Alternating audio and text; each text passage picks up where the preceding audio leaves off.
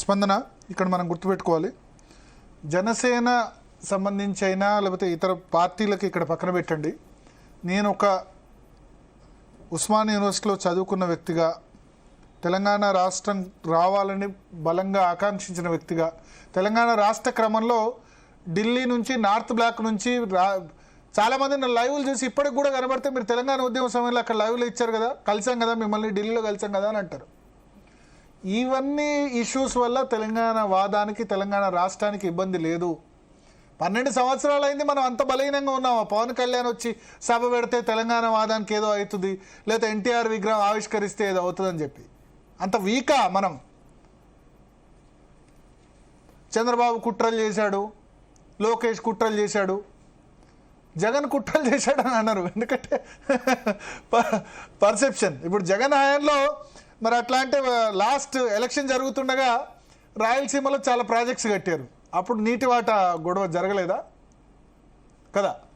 ఇప్పుడు నాగార్జున సాగర్ ప్రాజెక్టు ఆంధ్రప్రదేశ్ ఆధీనంలోకి తీసుకుంది జగన్ సమయంలో. ఎలక్షన్ జరుగుతుండగా, ఇక్కడ నవంబర్ 20 పోలింగ్ జరుగుతుండగా వాళ్ళు ఆధీనంలోకి తీసుకున్నారు. నష్టం జరగలేదా? నేను ఒకటి అన్ని పార్టీలకు విజ్ఞప్తి చేస్తున్నా. కాంగ్రెస్ పార్టీ, మీరు జాతీయ పార్టీ, ఇట్లా చేయకూడదు. జాతీయ పార్టీ కాబట్టి ఎవరు ఎక్కడైనా సభలకు సమావేశాలకు పెట్టుకునేందుకు అనుమతి ఇవ్వాలి. ఇక రెండోది, భారతీయ జనతా పార్టీ నేతలు, నాకు చాలా ఆశ్చర్యం వేస్తుంది.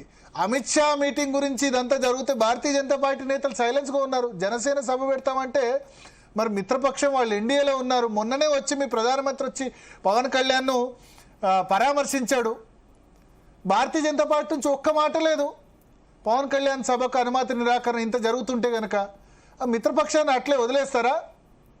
ఆయన సనాతన ధర్మం గురించి ఫైట్ చేస్తున్నాడు కదా, సపోర్ట్ చేయాల్సింది భారతీయ జనతా పార్టీ నేతలు కదా. ఆంధ్రప్రదేశ్ నేతలు నోట్లో బెల్లం పెట్టుకుని కూర్చున్నారు, తెలంగాణ నేతలు నోట్లో బెల్లం పెట్టుకుని కూర్చున్నారు. అండ్ మీ పేటెంట్ అనుకుంటారు కదా. అంటే హిందూయిజం గురించి మేమే పోరాటం చేస్తాం, ఇంకా వేరే పార్టీలు ఏం లేవని భారతీయ జనతా పార్టీ అంటారు కదా. సనాతన ధర్మం గురించి, హిందూయిజం గురించి పోరాటం చేస్తుంటే పవన్ కళ్యాణ్ ఇక్కడికి వస్తే వాళ్ళు ఏంటంటే మొన్న ప్రచారం కూడా చేయనివ్వలేదు. మున్సిపల్ ఎలక్షన్స్లో ప్రచారంకి వద్దాం అనుకున్నారు, చేయనివ్వలేదు. 1 డే బిఫోర్ ఆలోచించాలి. ఇక బీఆర్ఎస్ సంబంధించి, బీఆర్ఎస్ పార్టీ చాలామంది సోషల్ మీడియాలో నిన్న మొన్న పెడుతున్నారు. ఆలోచించాలి. బీఆర్ఎస్ సోషల్ మీడియా సైనికులు లాస్ట్ 3-4 రోజులుగా పోస్టులు పెడుతున్నారు పవన్ కళ్యాణ్, ఎన్టీఆర్ సంబంధించి. ఇవాళ బీఆర్ఎస్ పార్టీని మీరు టీఆర్ఎస్ అని చేంజ్ చేసుకొని బీఆర్ఎస్, భారత రాష్ట్ర సమితి అని పేరు పెట్టుకున్నారు. ఎందుకు? దేశవ్యాప్తంగా దానికి ఒక ఆంధ్రప్రదేశ్లో తోట చంద్రశేఖర్ గారిని అధ్యక్షుడిగా కూడా పెట్టుకున్నారు. మేము అయిపోయింది, తెలంగాణ మొత్తం గెలిచేసాం, ఇంకా దేశవ్యాప్తంగా దున్నేద్దాం అనుకొని పోయి మీరే ఇంకా మాకు రాష్ట్రాలతో సంబంధం లేదని చెప్పి ఒడిశాలో, మహారాష్ట్రలో అన్ని శాఖలు పెట్టి మళ్ళీ ఇప్పుడు ఈ పవన్ కళ్యాణ్ వస్తే ఏదో నష్టం జరుగుతుందని మాట్లాడితే కరెక్టా? రెండవది, నేనేమంటా అంటే మోర్ ఆర్ ది లెస్ ఈ ఎపిసోడ్ వరకు కూడా సెటిలర్స్ అంటే ఆంధ్ర ప్రాంతం నుంచి వచ్చిన వాళ్ళు మోస్ట్లీ చాలామంది కూడా బాగుండనయ్యా కేసీఆర్ అడ్మినిస్ట్రేషన్, మేమేదో భయపడ్డాం. 10 సంవత్సరాల్లో కేసీఆర్ కానీ కేటీఆర్ కానీ చాలా గొప్పగా చేశారు. హైదరాబాద్ నగరాన్ని విశ్వనగరంగా చేశారు. మాకు అక్కడ ఆంధ్రప్రదేశ్లో మాకు 3 రాజధానులు అని చెప్పి మాకు ఏ రాజధాని లేకుండా పోయింది. ఇక్కడ అడ్మినిస్ట్రేషన్ బాగుంది. బీఆర్ఎస్ సమయంలో 10 సంవత్సరాలుగా చాలా బాగుందని వాళ్ళు మెచ్చుకున్న వ్యక్తుల్ని ఇవాళ మీరు మీకు వ్యతిరేకం చేసుకుంటారు. తెలంగాణలో ఉన్న రూరల్ ఎవరైతే బీఆర్ఎస్ సైనికులు ఉన్నారో వాళ్ళు ఇది ఆలోచించాలి. మీరు మీ పార్టీకి నష్టం చేస్తున్నారు, మీతోనే ఉన్నారు సీమాంధ్ర ప్రాంతానికి సంబంధించిన వాళ్ళు. ఎందుకంటే మీకు 39 సీట్లు వస్తే 20 సీట్లు హైదరాబాద్ చుట్టుపక్కల హెచ్ఎండి ఏరియాలో వచ్చాయి. రూరల్ తెలంగాణలో మీకు ఓట్లు వేయలేదు. తెలంగాణ పబ్లిక్ మిమ్మల్ని లాగి తన్నారు. ఎందుకంటే వాళ్ళు ఆరోగెన్సు, యాక్సెసిబుల్ పవర్కు యాక్సెసిబుల్ లేకపోవడం దీన్ని నచ్చలేదు.